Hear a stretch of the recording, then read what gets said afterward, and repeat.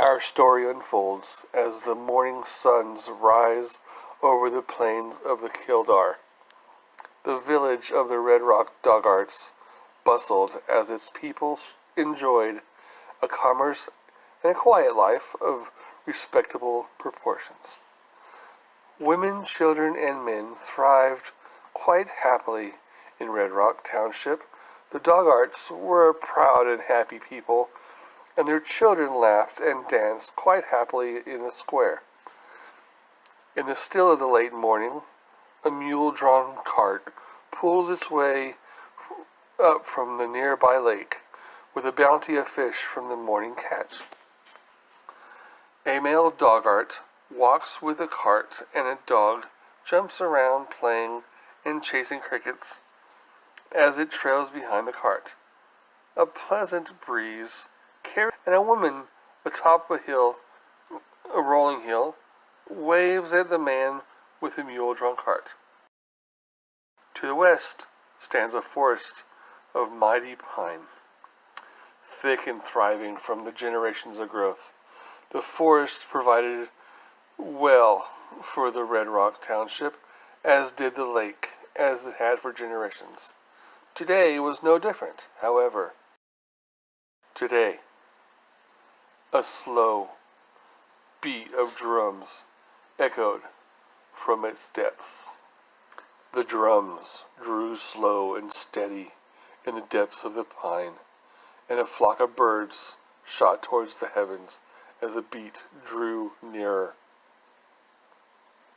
Torches appeared at the base of the forest floor as a line of light creeps out of the shadows of the pine forest.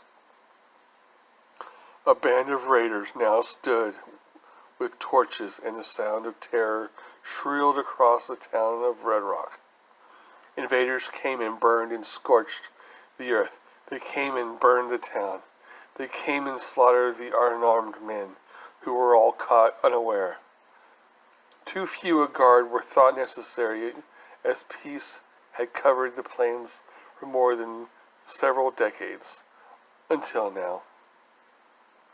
All men were slain, and many women and children as well, that is, those that put up too much of a fight. The weaker women and children were taken as slaves to be carted away, as well as whatever was of value in the now decimated town of Red Rock Township.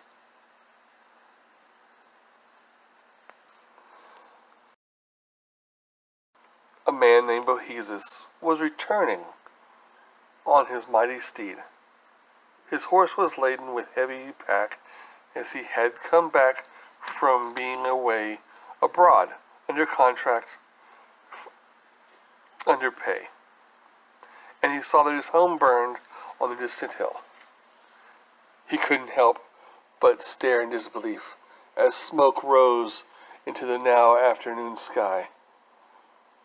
His horse neighed and pawed at the rough earth of the road underneath Bohesus as he became lost in awe. He regained himself enough to motion his horse on to rear down the road and see what had become of his beloved hometown. He came to the cobbled streets of the Red Rock, blackened and dead now with a stench of smoke and rot. He got off his horse and spotted something through the smoke and haze. A piece of fabric, familiar and delicate.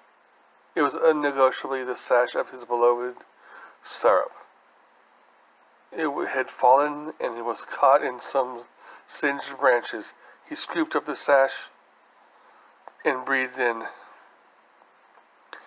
Her scent lingered still as the wind blew through Bohesus' hair. His braids felt heavy on his head as his heart paced quicker. The scent of fire and ash filled his nostrils.